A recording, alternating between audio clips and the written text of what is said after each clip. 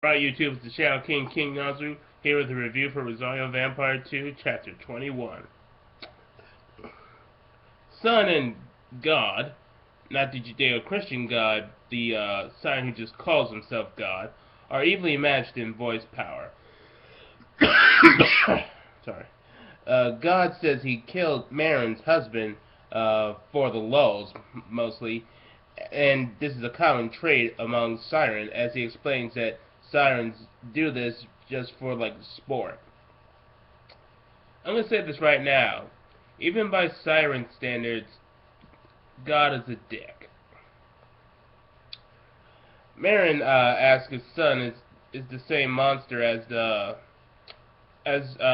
God who killed her husband, and God says that one day he hopes to kill the city and its people, and wants Sun to join him in it.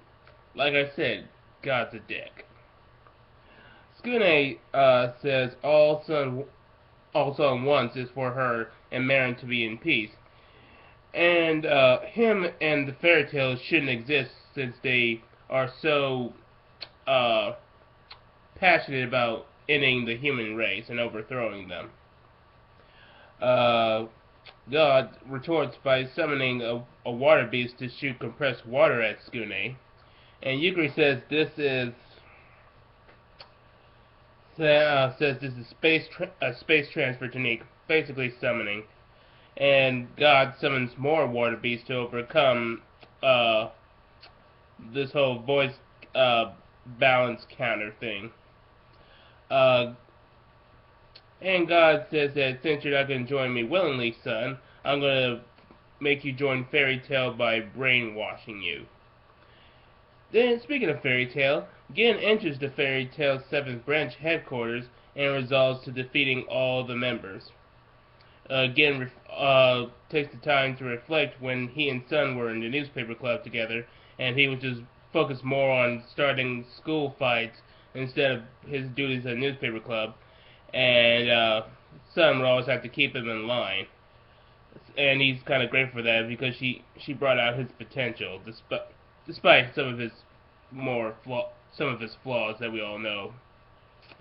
Then Tsubaki escapes to help the others fight Gin, but Gin also has his own ally in the form of Haji, the karate master from the other time where he hit on Kokoa. Yeah, that guy.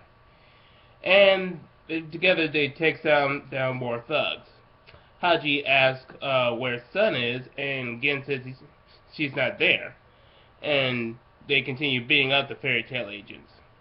Then we cut back with Kurumu slaying God's water beast, and she says they're not all that impressive.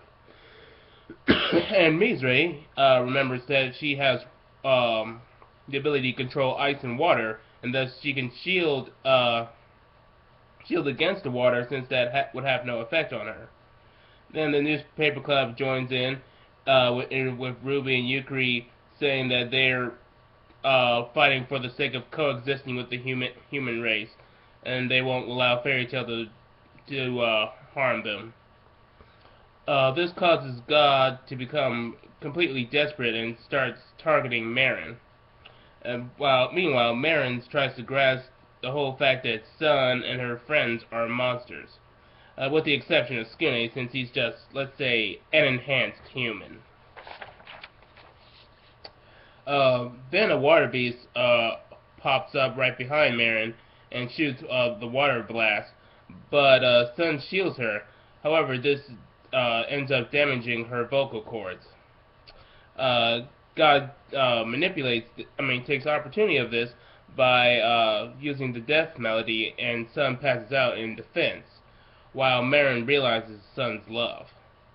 And as we see, the newspaper club is having various effects towards God's son. Mizure is going blind. Kurumu is having a headache. I forgot what Ruby's problem was. I think she was starting to bleed out of her mouth. And Tsukune, pushed to the brink, goes into vampire mode to beat God and his minions. And Tsukune then remembers what Innermoker taught him about using his vampire sense, and he does so and beats them using the kicking style, which is uncommon since he likes to punch, and he does so in the same style as Mocha does. And Marin is all the while telling Sun how dear she is and doesn't want to lose her. Then God knocks back Tsukune with his song and prepares to kill everyone, but fortunately Sun has enough strength to use her song to counter God's song just enough for Tsukune to land a punch on him and knock him out. Like I said, I didn't believe this was a shit gets real moment. This was more like a things are getting tense moment. And all it's pretty good.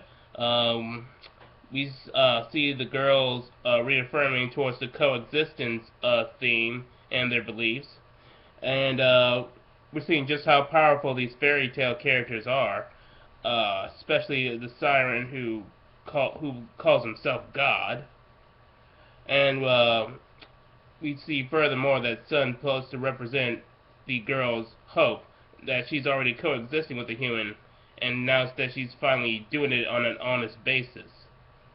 So, overall, good chapter. Next time we'll see where things go in chapter 22.